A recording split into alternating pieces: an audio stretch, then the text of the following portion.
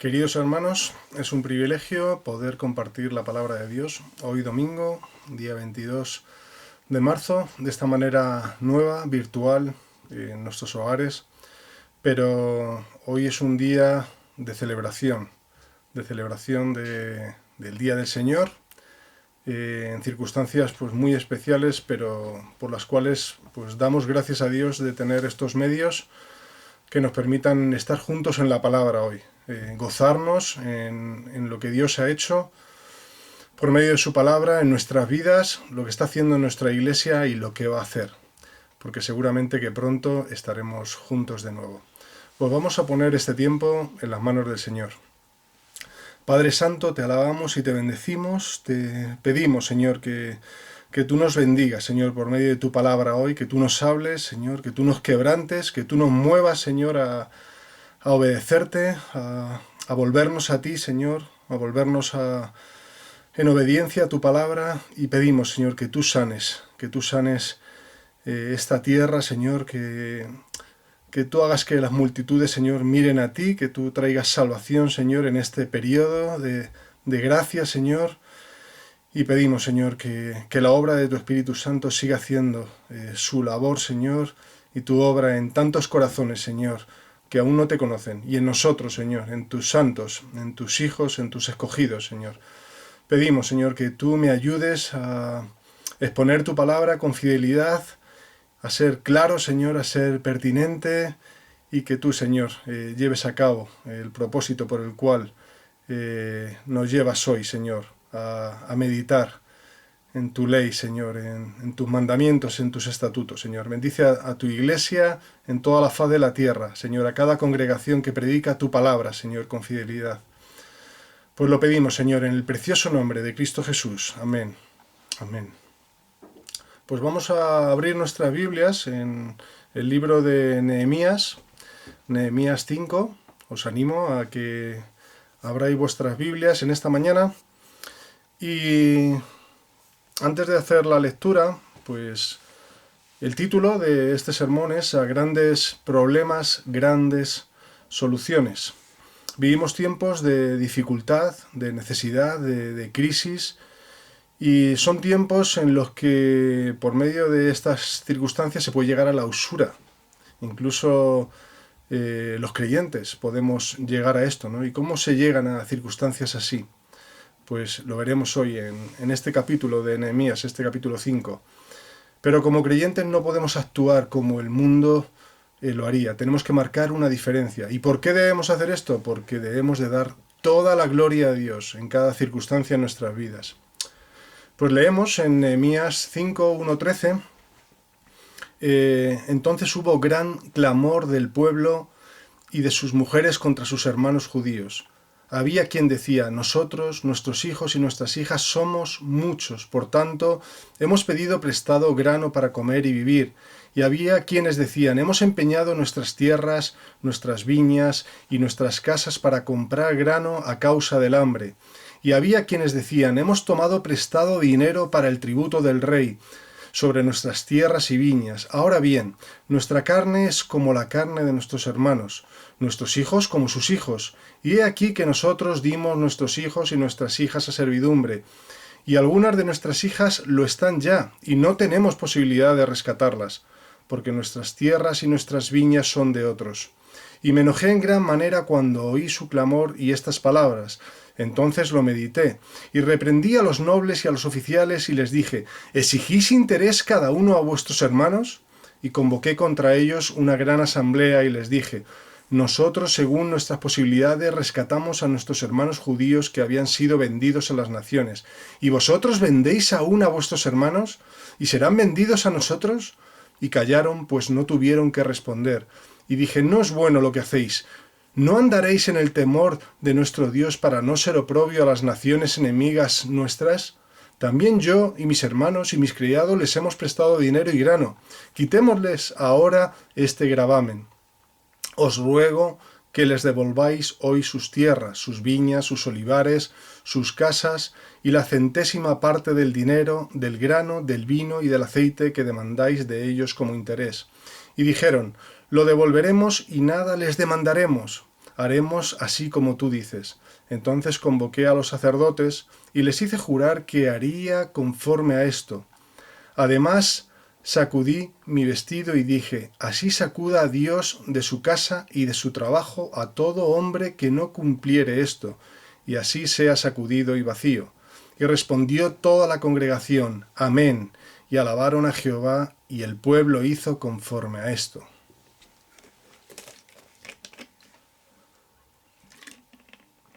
Para los que no conozcáis o no recordáis, no recordéis acerca del contexto de Nehemías, quién era y qué hizo, os pongo rápidamente en contexto. Nehemías era el copero del rey, el hombre de confianza de Artajerjes, y Nehemías estaba a más de 1000 kilómetros de Jerusalén.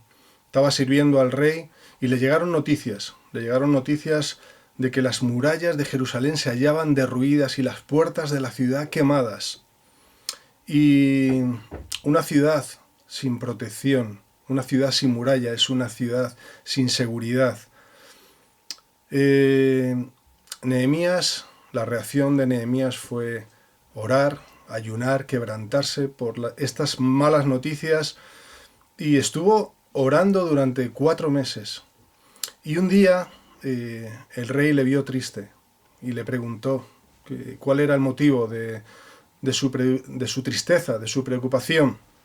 Y es curioso porque estar triste delante del rey era algo muy grave, era algo que le podía haber costado la muerte a Nehemías. Y no ocurrió esto, sino que Dios tenía todo preparado para que Artajerjes ayudase. Artajerjes fuese una herramienta, perdón, un instrumento de parte de Dios para que Nehemías pudiese ir a Jerusalén, para cumplir el llamado que Dios le había dado, para que se convirtiese en el gobernador de Jerusalén. Y no solamente el rey le dio permiso, sino que le dio materiales, le dio cartas por si surgían imprevistos como luego ocurrió. Nehemías llegó a Jerusalén en el año 444 a.C. y ya habían transcurrido 94 años desde el día en que se promulgara el decreto de Ciro, que permitió el retorno a los exiliados, a los cautivos en Babilonia, y 13 años después se produjo la salida de Esdras y a continuación el gran trabajo de Nehemías, que consistió en la reconstrucción de los muros de Jerusalén.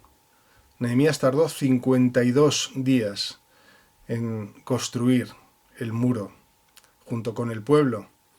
Y aprendemos mucho de este libro, realmente pues recomiendo su lectura y que juntos lo estudiemos, porque vemos cómo aquí se lleva a cabo la obra de Dios en medio de dificultades y en medio de adversarios y de críticas y de situaciones que a más de un líder le harían salir corriendo.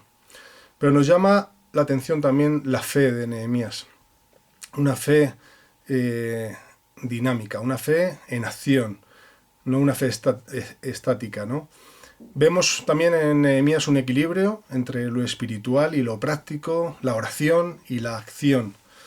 En Nehemías encontramos un siervo que sabía trabajar, vigilar y orar, y que siempre le da toda la gloria a Dios en lo que hace.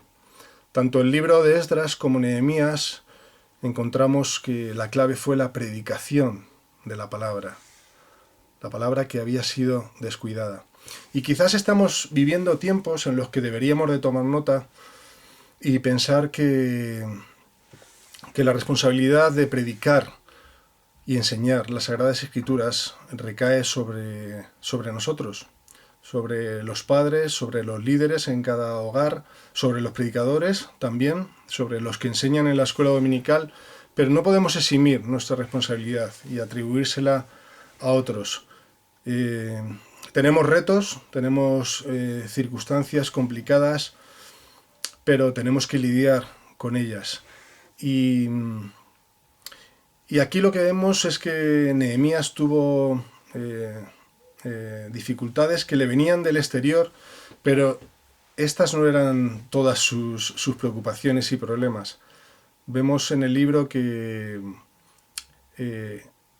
gran parte de la oposición le venía desde dentro, y es en lo que vamos a ocuparnos hoy, en este capítulo 5.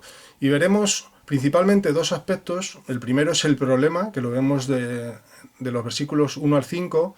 En segundo lugar vemos el remedio, que lo vemos de los versículos 6 al 13.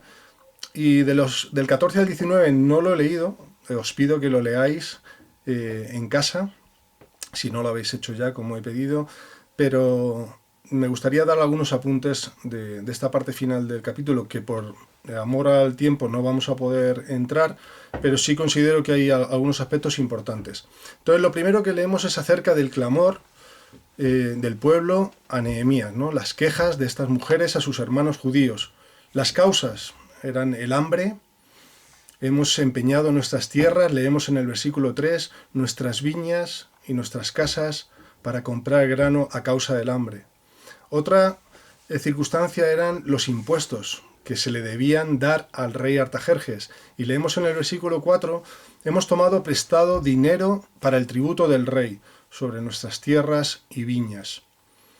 Vemos también el alto interés o el porcentaje que cobraban los prestamistas y vemos en el versículo 5 la queja.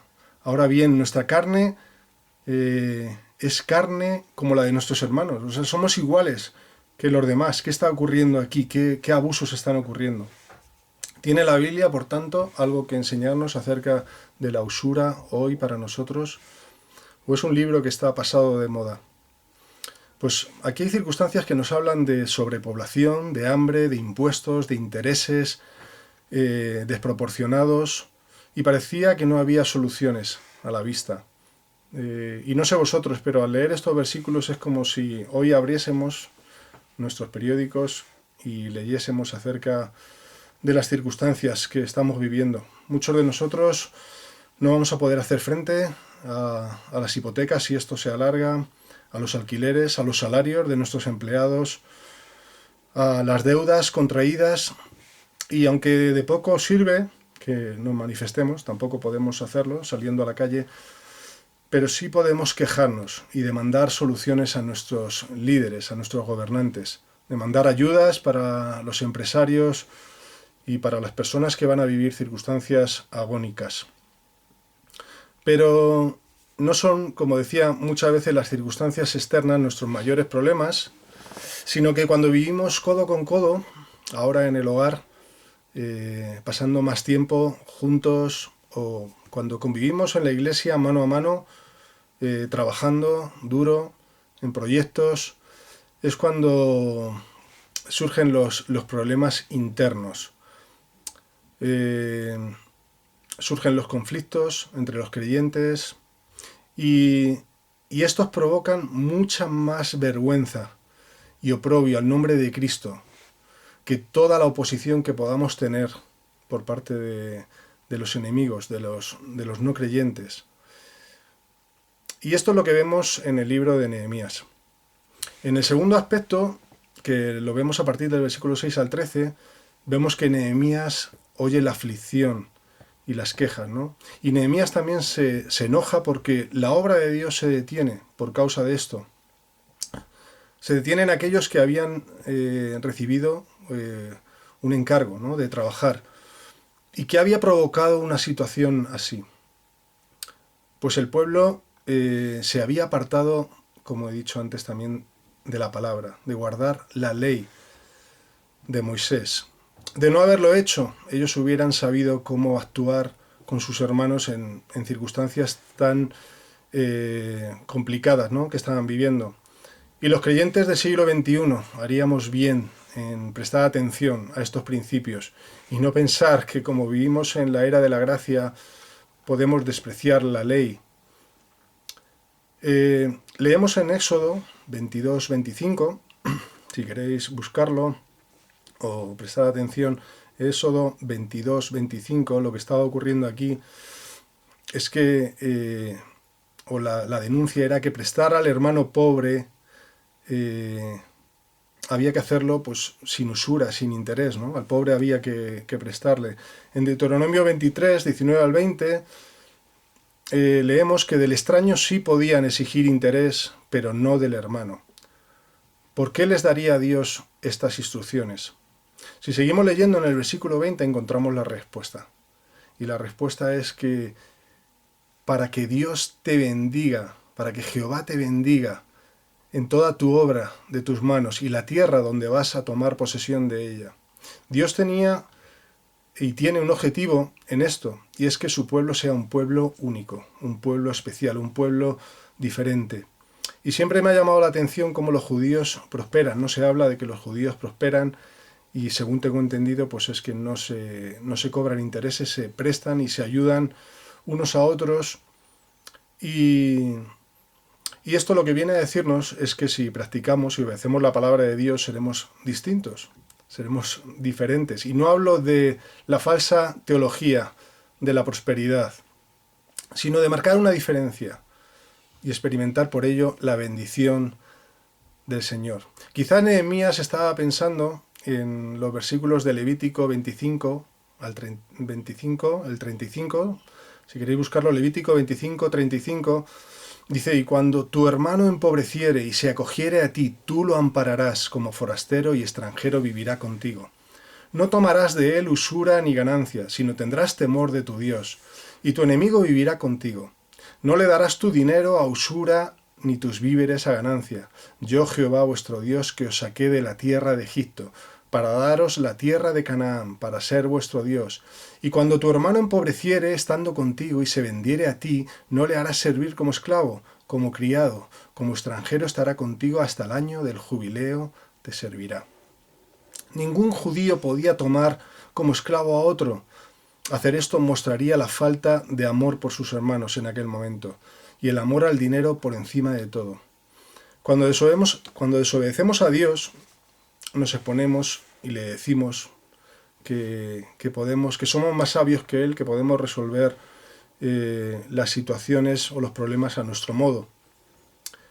Y lo que vemos aquí es la reacción de Nehemías. Nehemías sabía acerca de la ley, conocía al menos 4 principios.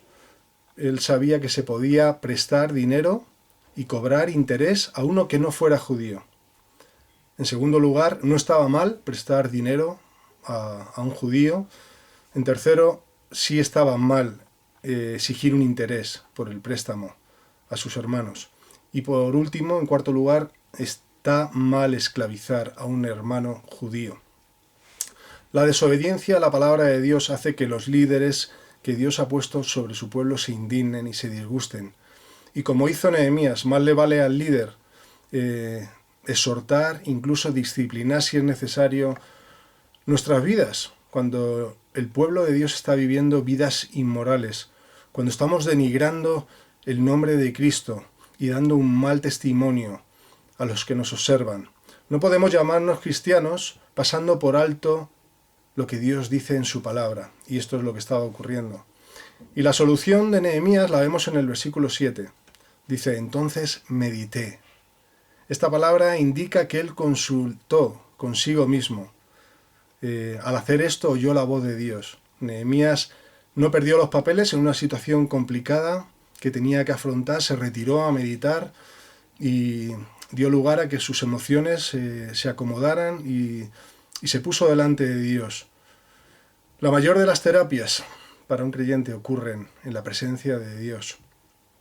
Cuando Dios nos oye, cuando compartimos nuestra herida, incluso nuestra ira y nuestro enojo delante de Dios, y cuando obtenemos el punto de vista de Dios. Nehemías tuvo que enfrentarse a aquellos nobles que tenían dinero y que exigían intereses y que cobraban altos intereses, que apoyaban la esclavitud y, por último y no menos importante, que estaban haciendo que todos los judíos fuesen igual que las naciones vecinas. Y esto era la tragedia, cuando no hay diferencia entre el Hijo de Dios y el mundano, el gentil que no conoce a Dios. Leamos de nuevo el versículo 9. Dice, prestar atención a esta advertencia: no andaréis en el temor de nuestro Dios para no ser oprobio a las naciones enemigas nuestras? Mientras unos se esforzaban por trabajar en la reconstrucción, otros hacían negocio. Y los gentiles que los veían se reían y se burlaban. Nada hace más feliz al enemigo que ver cómo la obra se detiene por nuestras luchas internas. Los que aplauden, primeramente y más fuerte, cuando la iglesia se divide, son aquellos que no conocen a Cristo. Y ven cómo nos devoramos unos a otros, cómo peleamos. Pero lo que vemos aquí es que tras la amonestación de Nehemías a estos ricos, a estos que no trabajaban y que oprimían a los pobres, es que Nehemías tomó medidas para solucionar este problema. Nehemías dijo: quitémosle este gravamen. El pecado requiere una cirugía radical. No podemos desprendernos del pecado de una manera gradual, sino que la decisión ha de ser tajante. Y leemos en el versículo 11: os ruego que les devolváis sus tierras, sus viñas, sus olivares, sus casas, y todo por lo cual demandáis intereses injustos. En el versículo 12 encontramos el efecto de la reprensión y de cómo Nehemías solventó una situación muy compleja entre estos judíos ricos y públicamente les llevó a reconocer el abuso y a zanjar el problema de raíz. Las consecuencias no solo afectan al testimonio, las consecuencias de nuestro pecado no solamente afectan a los que nos observan, sino que tenían consecuencias espirituales para los judíos, como las tienen para nosotros, los creyentes hoy. Y el resultado que encontramos en el versículo 13 es maravilloso. Dice que toda la congregación dijo amén y alabaron a Dios. Quiero hacer unos apuntes de los versículos 14 al 19 como el ejemplo. Hemos visto el problema, hemos visto la solución que Nehemías toma, y vemos el ejemplo en él. Y vemos que también Nehemías prestaba dinero, lo hemos leído, y él lo hacía, pero no cobraba intereses. Y este era un ejemplo importante. Otro aspecto es que Nehemías no cobró su salario durante 12 años. Él, aparte de trabajar y gobernar, podía haber exigido su salario y no lo hizo. Y esto me hacía pensar en el ejemplo del apóstol Pablo. Él, como apóstol de Jesucristo, tenía derecho a cobrar, a recibir sustento, pero para no ser carga a los hermanos y para dar toda la gloria a Dios, él renunció a su derecho como apóstol y a prescindir de esto que tenía por derecho. ¿Cómo aplicamos esto nosotros hoy, este pasaje? Pues tenemos que ver en este texto que nuestro testimonio queda empañado cuando nos apartamos de la palabra de Dios, cuando nuestro amor al dinero se pone por encima de la humanidad hacia los demás. Y en otro aspecto es cierto que, o en relación a esto, es cierto que no debemos desplazar la proclamación del Evangelio por causa de la obra social, pero tampoco podemos separarla, porque van unidas y conviven juntas, ¿no? Podíamos poner ejemplos de cómo vivía la Iglesia, cómo vivían los cristianos en el primer siglo. Lo vemos en Hechos 4, 32 y siguientes. Y la verdad que es para mí vergonzoso ver cómo tenían todas las cosas en común, cómo se ayudaban, cómo se solidarizaban unos con otros, y no había pobres entre ellos, porque había una ayuda y un ejemplo para nosotros muy grande. Y esto nos tiene que llevar a meditar delante de Dios, de lo que estamos viviendo y de lo que vamos a vivir por las circunstancias actuales. Como digo, vienen tiempos difíciles, pero vienen tiempos en los que la Iglesia tiene que estar más unida que nunca. En medio del conflicto y la necesidad podemos ser un ejemplo de amor, Podemos y debemos ser un ejemplo de unidad, de solidaridad. Podemos aprovechar cada circunstancia, cada WhatsApp, cada llamada de teléfono, cada gesto con los vecinos. Seguro que hay una vecina, seguro que hay una necesidad que podemos cubrir y una oportunidad que podemos aprovechar para mostrar el amor y el perdón que hemos recibido. Por último, vemos las consecuencias del arrepentimiento y del perdón que llevó a ambas partes a resolver el conflicto y poner en marcha la obra de Dios.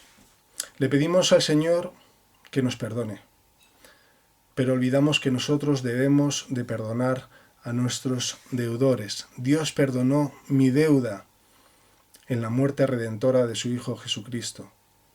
Su sangre fue el precio de nuestro rescate. Fue el precio de nuestra paz.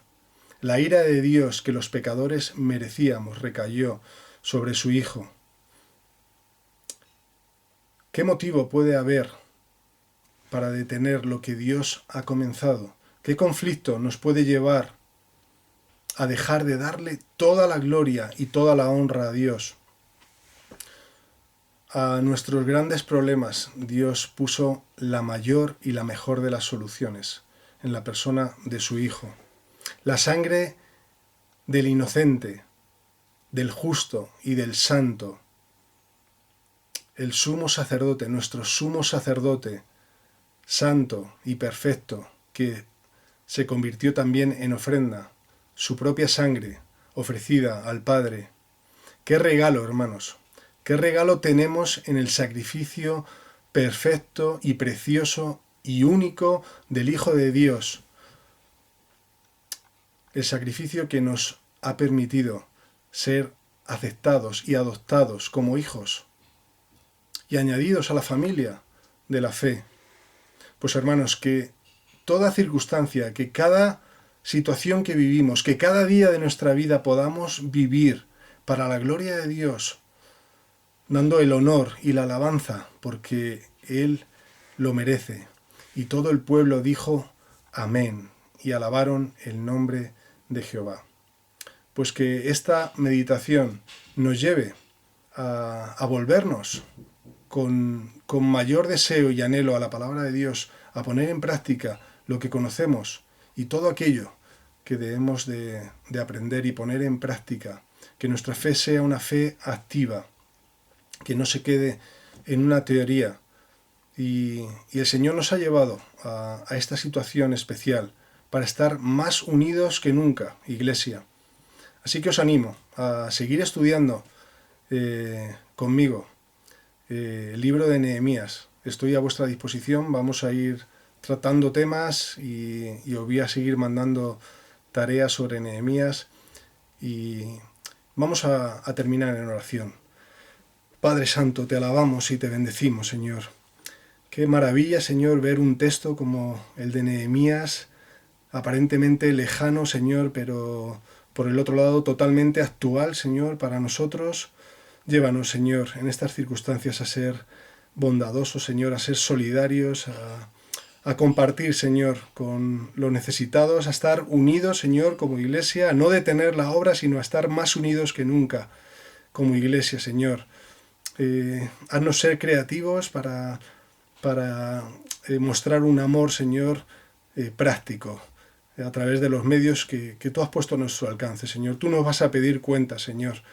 Y gracias, Señor, por Cristo Jesús, por su sacrificio perfecto y precioso, Señor, y único, y por ser aceptado, Señor, delante de ti. Pues acepta también nuestra adoración, Señor, como familias en nuestros hogares hoy, y bendícenos, Señor, bendícenos a través de tu palabra y de nuestro amado Señor y Salvador, al cual le damos toda la gloria y la honra, Señor, en este día. Amén.